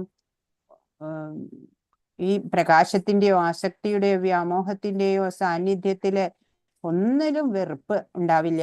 അവയുടെ അസാന്നിധ്യത്തിലോ അത് വേണമെന്നൊട്ട് ആഗ്രഹവും ഉണ്ടാവില്ല. പ്രകൃതി ഗുണങ്ങൾ ഉളവാക്കുന്ന പ്രതികരണങ്ങളില് പ്രക്ഷുബ്ധനാവില്ല. പ്രകൃതി ഗുണങ്ങളാണ് ഈ പ്രവർത്തനത്തിനൊക്കെ കാരണമെന്ന് മനസ്സിലാക്കിയിട്ട് പ്രക്ഷുബ്ധനാവാതെ ഉദാസീനനായിട്ട് ഇരിക്കും. ആത്മനിഷ്ഠനായിട്ട് സുഖദുഃഖങ്ങളെയൊക്കെ തുല്യ നിലയിൽ കാണും. ആരുടെ ദൃഷ്ടിയിലാണോ മൺകട്ടയും കല്ലും പൊന്നും ഒക്കെ ഒരേപോലെ, ഒന്നിനും മൂല്യം കൽപ്പിക്കുന്നില്ല, ആർക്ക് പ്രിയമായോ അപ്രിയമായോ യാതൊന്നുമില്ല അല്ലെ? യോഗികളുടെയൊക്കെ അവസ്ഥയാണ്. ധീരനും നിന്ദകളിലും സ്തുതികളിലും മാനത്തിലും അപമാനത്തിലും ഒക്കെ സമചിത്തനാവുക, ശത്രു മിത്രം എന്ന ഭേദമില്ലാണ്ടാവുക, നിരുദ്യമനാവുക. അങ്ങനെയുള്ള വ്യക്തി ഗുണാതീതൻ എന്ന് പറയാം. അപ്പൊ ഗുണത്തിനെയൊക്കെ അതിജീവിക്കണം നമ്മള്, ഗുണത്തിനെയൊക്കെ. അതാണ് 26-ാമത്തെ ശ്ലോകം. മാം ചയോ വ്യഭിചാരേണ ഭക്തിയോഗേന സേവതേ സഗുണാൻ സമതീത്യൈതാൻ ബ്രഹ്മഭൂയായ കൽപ്പതേ. ഏത് പരിതസ്ഥിതിയിലും പിഴയ്ക്കാതെ ഭക്തിപൂർവം ഭഗവത് സേവനത്തിൽ ഏർപ്പെടുന്നവർക്ക് വേഗത്തിൽ ഭൗതിക പ്രകൃതിയുടെ ത്രിഗുണങ്ങളെ അതിക്രമിച്ച് ബ്രഹ്മപദത്തിലെത്താം. ആർക്കാണ് ബ്രഹ്മപദത്തിലെത്താൻ പറ്റുക? ഏത് പരിതസ്ഥിതിയിലും ഭക്തിപൂർവം ഭഗവത് സേവനത്തിൽ ഏർപ്പെടുന്നവർക്ക് അല്ലെ? അവര് ഈ ഭൗതിക പ്രകൃതിയുടെ ത്രിഗുണങ്ങളെയൊക്കെ പെട്ടെന്ന് അതിജീവിക്കും. എന്നിട്ട് അതൊക്കെ അതിക്രമിച്ച് ബ്രഹ്മപദത്തിലെത്തും എന്ന്. ഇപ്പൊ ഭഗവത് സേവനം ഏത് അവസരത്തിലും എപ്പോഴും സതതം അല്ലെ ഭക്തിപൂർവം ഭഗവത് സേവനത്തിൽ ഏർപ്പെടുന്നവർക്ക് ഈ ഗുണങ്ങളെയൊക്കെ ഗുണാതീതരായിട്ട് ബ്രഹ്മപദത്തിലെത്താം എന്നാണ്. ഒരു ഗുരു തൻ്റെ ശിഷ്യനെയും തൻ്റെ തലത്തിലേക്ക് തന്നെ എത്തിക്കും എന്നാണ്. ഭക്തിയുത സേവനം ചെയ്തുകൊണ്ടിരിക്കുക. അപ്പൊ നമുക്ക് സ്വധാമത്തിലേക്ക് എത്താൻ പറ്റും. എല്ലാം ഭഗവാനുമായിട്ട് കണക്ട് ചെയ്യാൻ സാധിക്കണം. നമ്മുടെ ശീലങ്ങളിലൊക്കെ ചെറുതായി മാറ്റം വരണം. സിമ്പിൾ ലിവിങ്, ഹൈ തിങ്കിങ് ആവണം. ഏത് സാഹചര്യത്തിലും മുടക്കമില്ലാതെ ഭഗവത് സേവനം ചെയ്യണം. അങ്ങനെയാണ് നമുക്ക് ഈ ത്രിഗുണങ്ങളെയൊക്കെ അതിജീവിക്കാൻ സാധിക്കുള്ളൂ.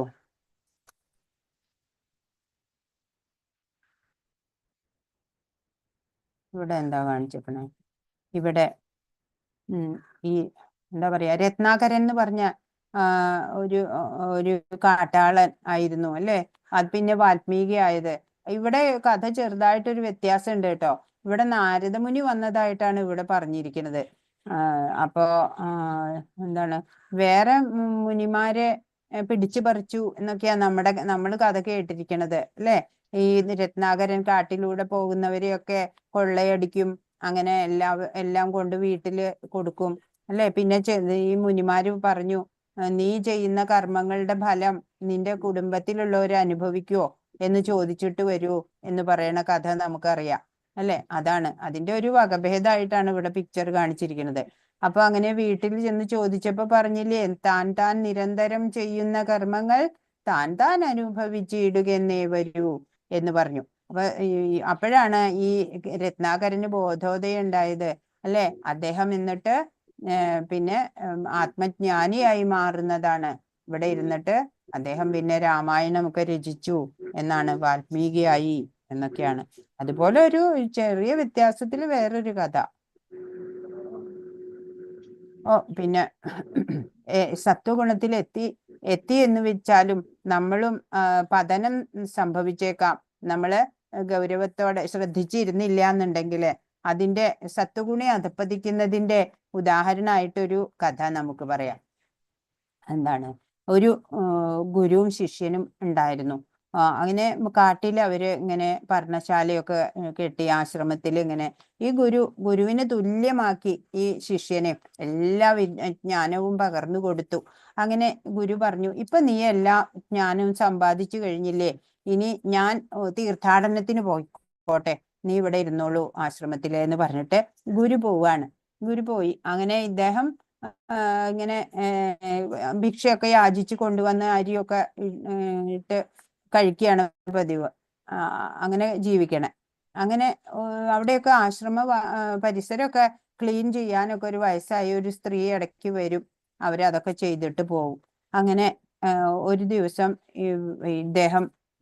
ഇദ്ദേഹത്തിന്റെ മുണ്ട് ഉടുക്കണ ആ ധോത്തി വസ്ത്രവും കൗബീനും ഒക്കെ കഴുകിയിട്ടപ്പോഴ് അതൊക്കെ എലി വന്നിട്ട് കടിച്ചു ചീത്താക്കി. അപ്പോഴ് അദ്ദേഹം ഇങ്ങനെ അത് നിരന്തരം ചെയ്യാൻ തുടങ്ങി. അവരുടെ കയ്യിലൊക്കെ നമ്മളുടെ പോലെ ഒരുപാട് തുണിയൊന്നും ഉണ്ടാവില്ല അല്ലെ, 2 തുണിയൊക്കെ ഉണ്ടാവുള്ളൂ. അപ്പൊ ഇങ്ങനെ ശല്യമായപ്പോ അവിടത്തെ വരണ ആ മാതാജി പറഞ്ഞു, ഈ എലിയുടെ ശല്യം തീരാനേ ഒരു പൂച്ചയെ വളർത്തിയാൽ മതി, അപ്പൊ പിന്നെ എലി വരില്ല എന്ന് പറഞ്ഞു. ശരിയാണല്ലോ എന്ന് പറഞ്ഞ് അവര് തന്നെ ഒരു പൂച്ചക്കുട്ടിയെ കൊണ്ടേ കൊടുത്തു. എന്നിട്ട് പൂച്ചക്ക് പിന്നെ പാല് കൊടുക്കണം അല്ലെ. പൂച്ച വന്നപ്പോ പിന്നെ എലിയുടെ ശല്യമില്ല. അങ്ങനെ പിന്നെ ഭിക്ഷ യാചിക്കുന്ന കൂട്ടത്തില് പാല് യാചിച്ചു കൊണ്ടുവരേണ്ടി വന്നു.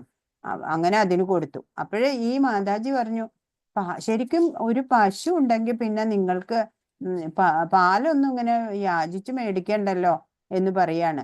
എന്നിട്ട് ഒരാള് അദ്ദേഹത്തിന് ഒരു പശുവിനെ കൊടുത്തു. അങ്ങനെ അദ്ദേഹം പശുവിനെ കിട്ടിയപ്പോ പിന്നെ പാല് വാങ്ങേണ്ട ബുദ്ധിമുട്ടില്ല. പക്ഷെ പശുവിന് തിന്നാൻ കൊടുക്കണം, പശുവിനെ സംരക്ഷിക്കണം, അതിനൊക്കെ കൂടി നോക്കുമ്പോ എന്താ, ഇദ്ദേഹത്തിന് പിന്നെ പൂജയ്ക്ക് തർപ്പണത്തിനൊന്നും നേരമില്ല. അപ്പോഴ് ഈ മാതാജി പറഞ്ഞു, ഇനിയിപ്പോ വീട്ടില് ഒരു സ്ത്രീ വേണം, എന്നാലാണ് എല്ലാം നോക്കി നടത്താനൊക്കെ സാധിക്കുള്ളൂ എന്ന് പറഞ്ഞു. അങ്ങനെ ഇദ്ദേഹം ഒരു പെൺകുട്ടിയെ വിവാഹം കഴിച്ചു. വിവാഹം കഴിച്ചാ പിന്നെ എന്താ നിറയെ ഡിമാൻഡായില്ലേ. എന്താണ്, നെയിൽ പെയിന്റ് വേണം, സാരി വേണം, ചുരിദാർ വേണം, പറഞ്ഞില്ലേ. ഇയാൾ ആകെ വട്ടം കറങ്ങി. അങ്ങനെ കാലം കടന്നു പോകവേ ഇദ്ദേഹത്തിന് കുറെ മക്കളും ഉണ്ടായി. അങ്ങനെ ഇദ്ദേഹം പ്രാകൃതനായി, യാതൊരു പൂജാതി കർമ്മ ഒന്നുമില്ല. അങ്ങനെ വളരെ മോശം കണ്ടീഷനിലായി. അങ്ങനെ കുറെ കാലം കഴിഞ്ഞപ്പോ ഇദ്ദേഹത്തിന്റെ ഗുരു ഇങ്ങനെ തീർത്ഥാടനമൊക്കെ കഴിഞ്ഞ് തിരിച്ചു വരികയാണ്. ചോദിച്ചു, അവിടെ ചെന്ന് ഇദ്ദേഹത്തിനോട് തന്നെ ചോദിക്കുകയാണ്, ഇവിടെ എന്റെ ശിഷ്യനായിട്ടൊരു ഗോപാലൻ ഉണ്ടായിരുന്നല്ലോ, അദ്ദേഹം എവിടെയാ പോയേ അറിയോ എന്ന് ചോദിച്ചു. അപ്പോഴ് ഇദ്ദേഹം ഇങ്ങനെ പറഞ്ഞു, ഞാൻ തന്നെയാണ് ഗുരു ആ ശിഷ്യനായിട്ടുള്ള ഗോപാലൻ എന്ന്. അപ്പോഴാണ് മനസ്സിലായത്, അല്ലെ, ഒരു സത്വഗുണത്തിലെത്തിയ ആൾക്ക് പോലും അധപ്പതിക്കാൻ ഏറെ സമയം വേണ്ട എന്നാണ്. സർവം ശ്രീകൃഷ്ണാർപ്പണമസ്തു. ഹരേ കൃഷ്ണ കൃഷ്ണ കൃഷ്ണ ഹരേ ഹരേ, ഹരേ രാമ രാമ രാമ ഹരേ ഹരേ. വാഞ്ചാകൽപതരുഭ്യശ്ച കൃപാ സിന്ധുഭ്യേവ ച പതിതാനാം പാവനേഭ്യോ വൈഷ്ണവേഭ്യോ നമോ നമഃ. अनंत कोटि वैष्णव वृंद की जय, श्रील प्रभुपाद की जय, गुरु महाराज की जय. ഇന്ന് പറഞ്ഞതിൽ എന്തെങ്കിലും സംശയം ഉണ്ടെങ്കിൽ ചോദിക്കൂ. ഹരേ കൃഷ്ണ.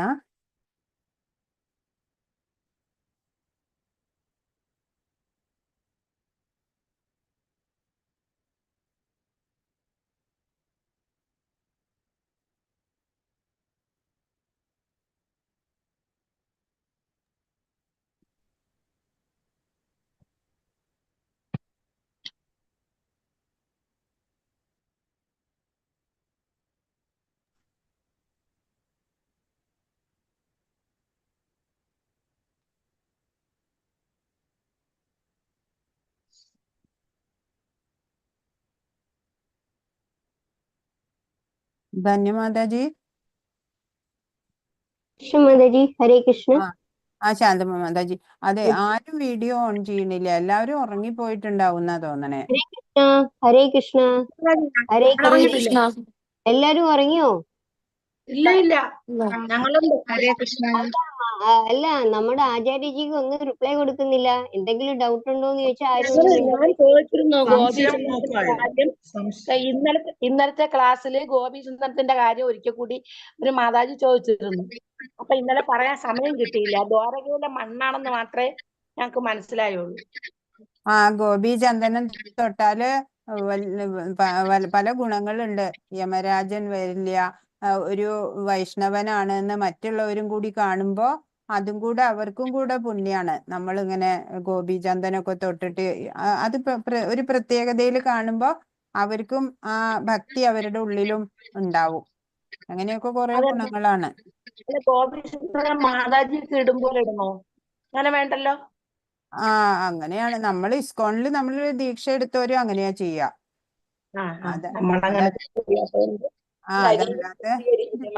ശരീര ശുദ്ധീകരണം ഉണ്ടാവില്ല അതിടുമ്പോ. ഉവ്വ്. അപ്പൊ നമ്മൾക്ക് ഇഷ്ടം ഉള്ള പോലെ ഇടാം. നമ്മളിപ്പോ ദീക്ഷ എടുത്തവരാകുമ്പോ അത് നമ്മുടെ ആചാരം അനുസരിച്ച് വൈഷ്ണവരുടെ പോലെ ഇടണം തിലകം. ശരി. ക്വസ്റ്റ്യൻ ആൻസർ നോക്കിയിട്ടുണ്ടോ? ആൻസർ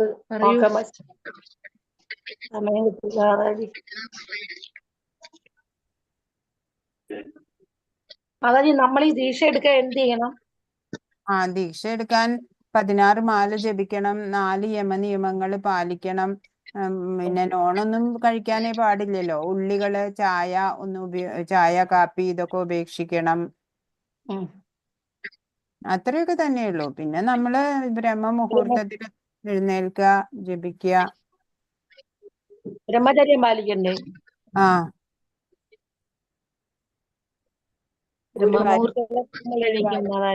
എന്താ? ബ്രഹ്മമുഹൂർത്തത്തിലൊക്കെ നമ്മൾ എണീക്കാറുണ്ട്. 4:30 എണീക്കാറുണ്ട്. അത്രയോ മതി. അതൊക്കെ എണീക്കുക. പിന്നെ നാമജപമാണ് 16 മാല. കുറച്ച് നാളായിട്ട് 16 മാല ജപിച്ചിരിക്കണം. പിന്നെ നമ്മള് ആഹാരത്തിലൊക്കെ കുറച്ച് ശ്രദ്ധ ഉണ്ടാവുക. വെളുത്തുള്ളി കഴിച്ചൂടാ? ഒരു ഉള്ളിയും കഴിക്കാൻ പറ്റില്ല. ചായ കാപ്പി ഇതൊക്കെ ഒഴിവാക്കണം. അങ്ങനെയുള്ളവർക്ക് അങ്ങനെയുള്ളവർക്ക് ദീക്ഷ എടുക്കാം. ഒരു 6 മാസമൊക്കെ 16 മാല ജപിച്ചുകൊണ്ടിരുന്നവരാണെങ്കിൽ ആദ്യം ആശ്രയം എടുക്കണം. ഗുരു ആശ്രയം എടുക്കണം ആദ്യം. ഗുരു ആശ്രയം എടുത്തിട്ട് വീണ്ടും 6 മാസം കഴിഞ്ഞാലാണ് ദീക്ഷ കിട്ടുക.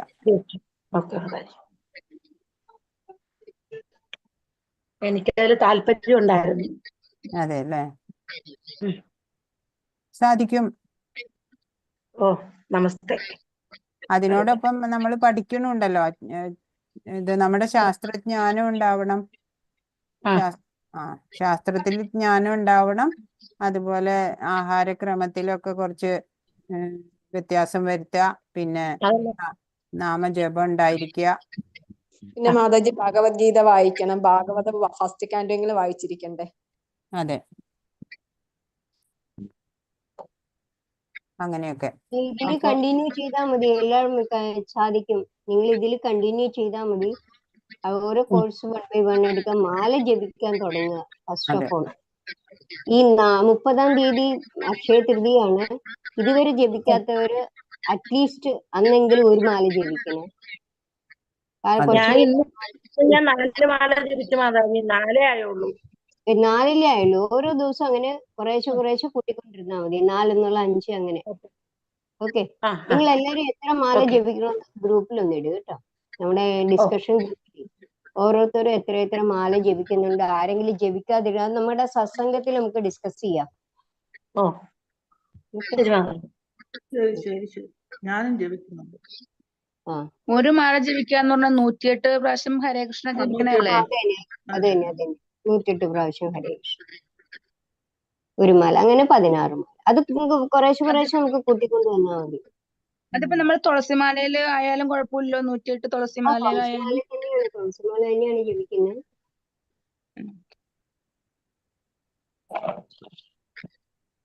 ഇസ്കോണിൽ കിട്ടും മാതാജി ജപമാല.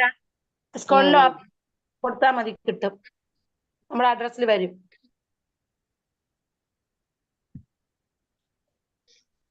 ആ മാലയുടെ ഡീറ്റെയിൽസ് ഇട്ട് തന്ന് പോയിട്ടുണ്ടായിരുന്നു. അതൊന്നും കൂടി ഇടുവോ, മാല കിട്ടണ എവിടെയാന്നുള്ളത്?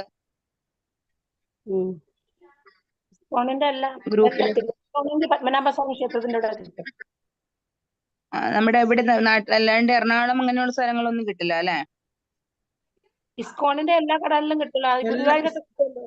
ഗുരുവായൂർ കിട്ടുമല്ലോ. ഗുരുവായൂരിന്റെ ജയപതാക സ്വാമിയുടെ തൃശ്ശൂരില് നമ്മുടെ ഇസ്കോൺ ടെമ്പിൾ ഉണ്ട്. അങ്ങനെ ഇസ്കോൺ ടെമ്പിൾ നിങ്ങളുടെ വീടിനടുത്ത് എവിടെയാണോ അവിടെ ഈസി ആയിട്ട് കിട്ടും. നമുക്ക് ശരിയായിട്ടുള്ള ഇത് കിട്ടും, ശരിയായിട്ടുള്ള മാല കിട്ടും. പോസ്റ്റലായിട്ട് അയച്ചു തരുമോ? അയച്ചു തരും. നിങ്ങൾ കോണ്ടാക്ട് ചെയ്താൽ മതി, അയച്ചു തരും. നമ്പർ ഇട്ടേക്കാമോ മാതാജി? ഇടാം. Okay, thank you.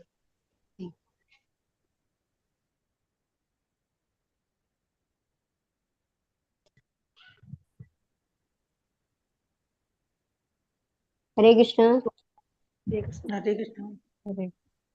Hare Krishna. ചോദ്യം ആരും വായിച്ചില്ല, ഞാൻ എഴുതി എടുത്തില്ല മാതാജി, അതുകൊണ്ടാണ് ഞാൻ നിങ്ങൾ എഴുതണ നാളെ ഇതെല്ലാം നോക്കിയിട്ട് കംപ്ലീറ്റ് അത് എല്ലാവർക്കും എഴുതിയിട്ടൊന്ന് ഇട്ടാ മതി. അപ്പം മാതാജി ഒരു ഡൗട്ട് ഉണ്ട്. ബ്രഹ്മാവ് വാഴുന്ന ഗ്രഹം അതേതാ? സത്യലോകം, ബ്രഹ്മലോകം എന്നൊക്കെ പറയും. എന്താ?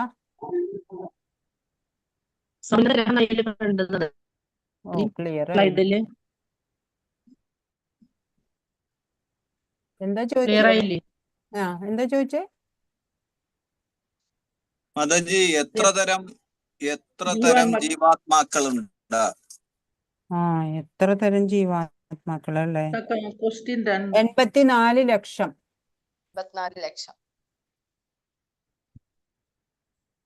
ജീവഗണങ്ങള് 84 ലക്ഷം സ്പീഷീസ് ഉണ്ട്.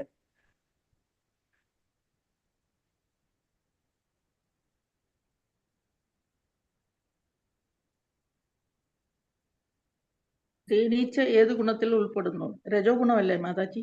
ഏതാ? തേനീച്ച ഏത് ഗുണത്തിൽ ഉൾപ്പെടുന്നു? രജോ ഗുണം.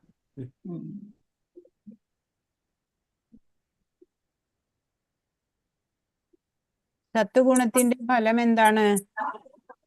ജ്ഞാനം, സുഖം. അതെ. 14:26 എന്താ പറഞ്ഞേ? അതേതു പരിതസ്ഥിതിയിലും പിഴയ്ക്കാതെ ഭക്തിപൂർവം ഭഗവത് സേവയിൽ ഏർപ്പെടുന്നവർ അവർക്ക് വേഗത്തിൽ ഭൗതിക പ്രകൃതിയുടെ ത്രിഗുണങ്ങളെ അതിക്രമിച്ച് ബ്രഹ്മപദത്തിൽ എത്തിച്ചേരാം. താമസ സ്വഭാവിയുടെ ലക്ഷണങ്ങള് നമുക്കറിയാം അല്ലേ? അവിവേകം നിറഞ്ഞവരായിരിക്കും അവരല്ലേ? അതെ. ആലസ്യം, അജ്ഞാനം, നിദ്ര ഇതൊക്കെയാണ് അവര്. ശരിക്കുള്ള ഡിസിഷൻ മേക്കിംഗ് ഉണ്ടാവില്ല. രാജസ സ്വഭാവിയുടെ ലക്ഷണങ്ങളോ?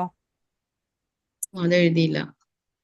അത് ഇന്ദ്രിയ ആഗ്രഹങ്ങൾ, ആസക്തി കൂടുതലായിരിക്കും. അതിനു വേണ്ടിയിട്ട് അമിതമായ ആസക്തി, കഠിന പ്രയത്നം, അടക്കാനാകാത്ത ആഗ്രഹം. അതെ. കർമ്മരഹിതൻ തമോ ഗുണിയാ.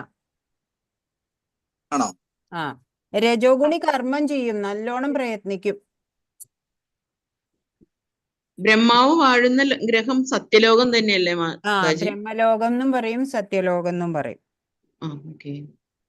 പിന്നെ 14:1 ഭഗവാൻ പറയുന്നത് എന്തിനെ കുറിച്ചാണ്? പരമജ്ഞാനത്തെ പറ്റിയാണോ? ആ അതെ, പരമജ്ഞാനത്തെ പറ്റി. ഓക്കെ. അപ്പൊ എല്ലാം സത്വഗുണത്തിൽ നിന്നും യഥാർത്ഥ ഗുണം. ഓക്കെ, ഇത്രേ ഉള്ളൂല്ലോ, 10 ആയല്ലോ. ആ രാജ്യസ്വഭാവത്തിന്റെ ലക്ഷണങ്ങൾ ഒന്നുകൂടെ പറയും. ഒന്നുകൂടി എഴുതിയൊരു പറയൂ. ഭൗതിക തൃഷ്ണ കൂടുതലായിരിക്കും, ഇന്ദ്രിയ ആസക്തി കൂടുതലാണ്, അതിനുവേണ്ടി കഠിന അധ്വാനം ചെയ്യുന്നവര്, തൃപ്തി കുറവാണ്, എത്ര കിട്ടിയാലും തൃപ്തി ഉണ്ടാവില്ല. അടക്കാനാവാത്ത ആഗ്രഹം, അതന്നെ. മോഹാവേശം, കഠിനമായ പ്രയത്നം, അതെ, ഫലോദ്ദിഷ്ടമായ പ്രവർത്തനം, അതിയായ ആസക്തി വർദ്ധിക്കുന്നു. 4-5 ഉള്ളൂ. അത്രയൊക്കെ.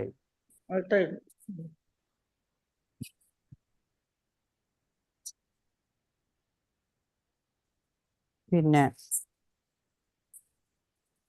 ഇത്രയേ ഉള്ളൂ മാതാജി. ഇത്രയേ ഉള്ളൂ മാതാജി, 10 ആയി. അതെ, ഇന്നലെ കുറച്ച് ക്വസ്റ്റ്യൻസ് ഒക്കെ വെറുതെ ചോദിച്ചു അല്ലേ നമ്മള്? അതൊക്കെ ഞങ്ങൾ നോട്ട് ചെയ്തു. അധിയജ്ഞൻ ആരാണ് എന്നൊക്കെ ചോദിച്ചോ? അധിയജ്ഞൻ ചോദിച്ചിട്ടില്ല. സർവഭൂത ഹൃദയങ്ങളിലും വാഴുന്ന പരമാത്മാവിനെയാണ് അധിയജ്ഞൻ എന്ന് പറയാ. ആർക്കാണ് പിന്നീട് ജന്മം എടുക്കേണ്ടാത്തത്? മാതാജി ഇപ്പൊ പറഞ്ഞ ഒന്നും കൂടെ പറയോ? അധിയജ്ഞൻ ആരാണ്? സർവഭൂത ഹൃദയങ്ങളിലും വാഴുന്ന പരമാത്മാ.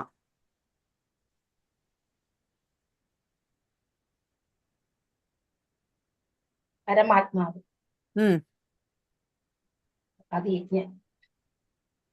ആർക്കാണ് പിന്നീട് ജന്മം എടുക്കേണ്ടാത്തത്? ആർക്കാ? സത്യഗുണത്തെ. അതല്ല, ഭഗവാന്റെ പരമപദത്തിലെത്തിയവർക്ക്.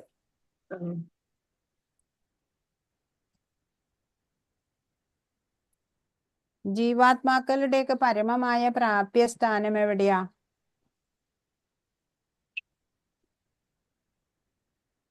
ഭഗവാന്റെ ഉള്ളിൽ. ഗോലോക വൃന്ദാവനം എന്നൊക്കെ പറയാം, ഭഗവത് ധാമം എന്നൊക്കെ പറയാം. ഈ പ്രപഞ്ചത്തിന്റെ ഉത്ഭവ സ്ഥാനം ഏതാ?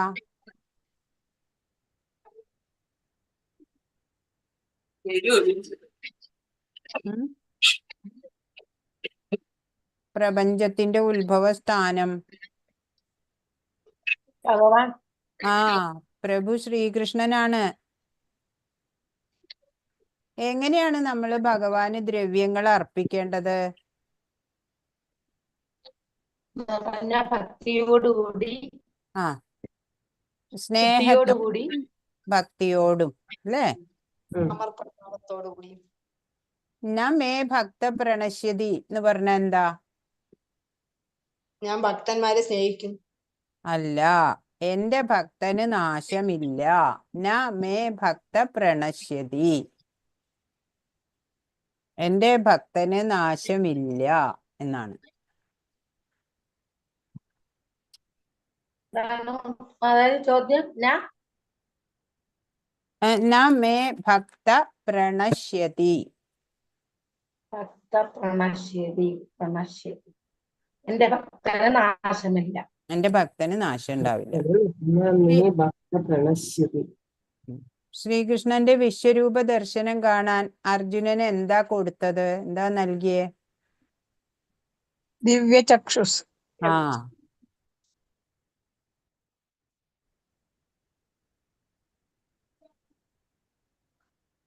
അത്രയും മതി ഇന്ന്. ഇനി നാളെ വേറെ ചോദ്യം തരാം കേട്ടോ. ഹരേ കൃഷ്ണ. അപ്പൊ വേറെ ഒന്നുമില്ലല്ലോ, നാളെ കാണാം.